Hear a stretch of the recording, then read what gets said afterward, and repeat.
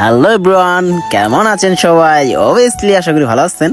Interesting video, নৌকা picnic বলে কথা, ইন্টারেস্টিং হবে না?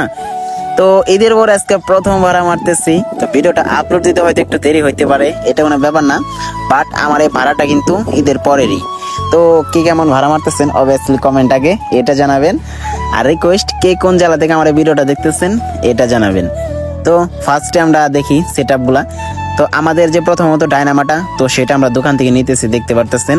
সম্পূর্ণ ভিডিওটা ওয়াচিং করতে থাকেন আর অনেক কিছু জানতে পারবেন। তো প্রায় সব মালই নৌকার কাছাকাছি নেওয়া শেষ, শুধু সাপগুলো আর ডায়নামাটা এখানে বাকি ছিল, আর সবগুলো নিয়ে ফেলাইছি। তো নৌকার মধ্যে কে কেমন ভাড়া মারতেছেন এটা তো অবশ্যই বলবেন, ঠিক আছে? আর প্রাইস কেমন কি মারতেছেন? আমি ভাড়া মারতেছি এক জোড়া সাপ, 2 জোড়া বক্স, ঠিক আছে? তো এইগুলা দিয়ে আমি ভাড়া মারতেছি। আমার প্রাইসগুলো হচ্ছে 13, 14, ঠিক আছে? ঈদের পরের ভাড়া। কে কেমন এরকম মারতেছেন বলতে পারেন। হয়তো মার্কেট একটু ডাউন হইতে পারে, ওইটা ঈদের পরে কিছুদিন পরে, বাট রিসেন্টলি এখন যে করতেছি ভাড়া মারতেছি, এটা এখন এই বাজেটেরই, ঠিক আছে? আর ব্যাড কমেন্ট এই কারণে করবেন না, হয়তো আমার ভাড়ার সাথে বা আমার যে এরিয়াটা, তো এটার সাথে আপনার নাও মিলজিল হইতে পারে, ঠিক আছে? অনেকের কম হইতে পারে, অনেকের বেশি হইতে পারে, এটা কোনো ফ্যাক্ট না, ঠিক আছে? তো এইগুলো নিয়ে অনেকে কমেন্ট করে, তার কারণে আর কি বললাম। আর একটা জিনিস আমার সবসময় ভালো লাগে, সেটাই নৌকা পিকনিকই, যেটা হচ্ছে নৌকার ভিতরে আলাদা একটা বিনোদন পাওয়া যায়, ঠিক আছে? এটা কেমন আমি জানি না, বাট এত ভাড়া কাটি তারপরে আমার মন ভরে না। আমার নৌকা পিকনিকের ভাড়া হইলে তারপরেও যাইতে মন চায়, ঠিক আছে? আর অনেকে ভাইবেন না ফ্রিতে বলে, তাই না। আমার মানে বক্সটা নৌকায় অফবোর্ডিং করতে সবাই আমার মানে মিক্সিং করতেছি, এটার সাথে সাথে নাচতেছে, ঠিক আছে, কন্ট্রোলিং করতেছি, এইটাই সব থেকে মানে যে ভালো লাগে আর কি। তো আজকে লোক সংখ্যা কম, যে কারণে আমি সাউন্ডের মূল যে সেট আপটা ওটা আমি দেখাইতে পারি নাই, ঠিক আছে?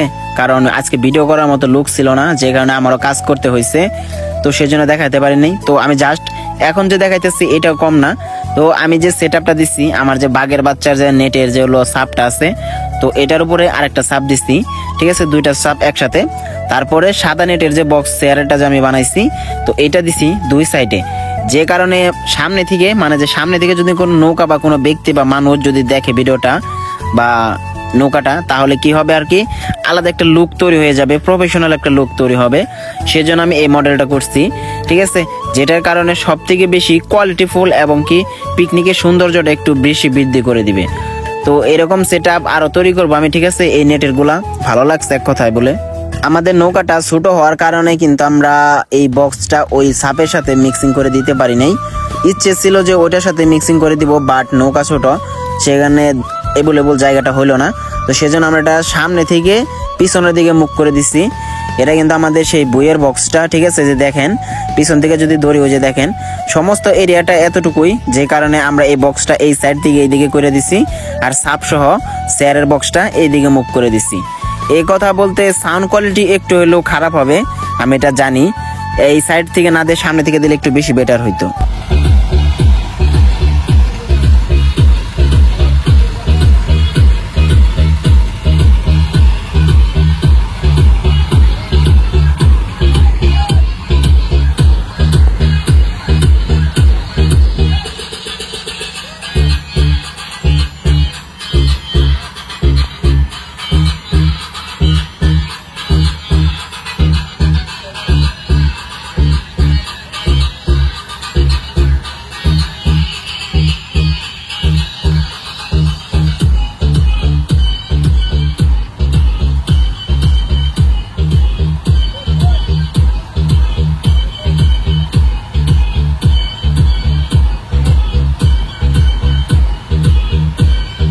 তো সাউন্ড টেস্টিং কেমন লাগলো অবভিয়াসলি কমেন্টে জানাবেন, ঠিক আছে? তো আমাদের সম্পূর্ণ সেট আপ কমপ্লিট। আমাদের এমপ্লিফায়ার আমরা সেইভাবে রশি দিয়ে বাঁধছি। তারপর এখানে আমাদের আজকের আবহাওয়াটা দেখতে পারতেছেন, একদমই খারাপ আকাশের অবস্থা।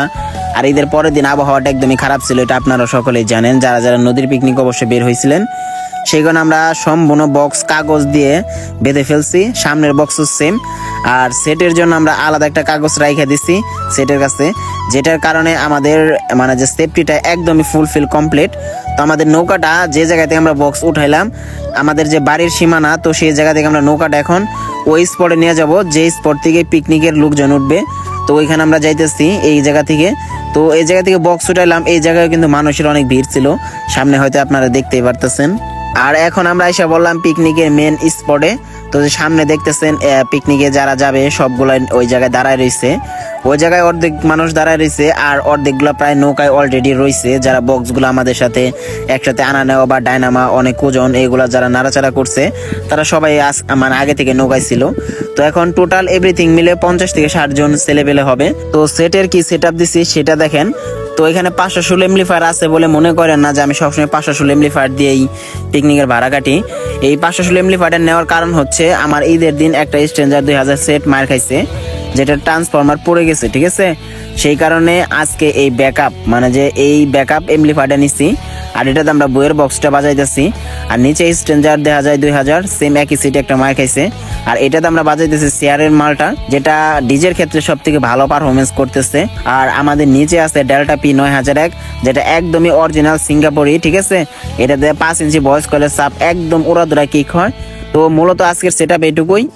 তবে কালকে থেকে যে পিকনিকের ভিডিওগুলো আসবে তো সবগুলাতে ডেল্টা এমপ্লিফায়ার থাকবে 2টা করে, এবং কি স্ট্রেঞ্জার 1000 2000 সবগুলাই থাকবে, ঠিক আছে। আমি স্ট্রেঞ্জার এমপ্লিফায়ার এই কারণে নৌকায় নেই, এমপ্লিফায়ার নেওয়ার মূল কারণ হচ্ছে সব থেকে ভালো কোয়ালিটি সাউন্ড হয়। আর 1 থেকে 2 জোড়া বা 3 জোড়া বক্স বাজানোর জন্য এই মিক্সারটা একদমই পারফেক্ট, ইয়ামাহার যে 16 মিক্সারটা এটা। তো এই মিক্সারটা এক কথায় বলতে গেলে অসাধারণ পারফরমেন্স করে। আর এই মিক্সারটাতে ছোটখাটো বাউল প্রোগ্রাম তো ওটা একদমই কথা বলারই না, এত সুন্দর চলে এটা একদমই। এটা যার কাছে আছে সে জানে। তবে হ্যাঁ, মাস্টার কপি বা এরকম এই যদি থাকে তাহলে একটু ভালো মানে যে পারফরমেন্স পাওয়া সম্ভব। বাট যদি একদমই যদি খারাপ কোয়ালিটি থাকে তাহলে এতটা পারফরমেন্স পাবেন না, ঠিক আছে। আমার এটা মাস্টার কপি আর এটা একদমই অরিজিনাল না, অরিজিনালের প্রাইস অনেক, ঠিক আছে, এটা সকলেই জানেন। তো আমরা অলরেডি নৌকানে বের হয়ে গেছি, ঠিক আছে। বৃষ্টির কারণে উপরে কাগজ দেওয়া হয়েছে, কাগজটা পরে সরিয়ে ফেলবো, এটা কোনো প্রবলেম না। তো নাচানাচি অলরেডি শুরু হয়ে গেছে, দেখতে পারতেছেন। চলেন, এখন আর কোনো ভয়েস দেবো না, এখন যেটুকু মুহূর্ত থাকবো সবগুলা মুহূর্ত থাকবো এনজয়। তো আরেকটা কথা বলে নেই, আমার এই নৌকাটা টাঙ্গাইল থেকে যে গেছিল সেটা টাঙ্গাইলের এলেঙ্গা পুংলি ব্রিজ থেকে আমার এই নৌকাটা গেছিল, যেটা গেছিল হাটুভাঙ্গা, ঠিক আছে। তো হাটুভাঙ্গার দৃশ্য থাকবে। তো আমার আশেপাশে হাটুভাঙ্গা এই আশেপাশে যদি কেউ থেকে থাকেন বা ওই দিন যদি পিকনিকে যায় থাকেন, অবশ্যই আপনাদের এই ভিডিওটা অনেক নজরে পড়বে। তো চলেন একটু এনজয় করি।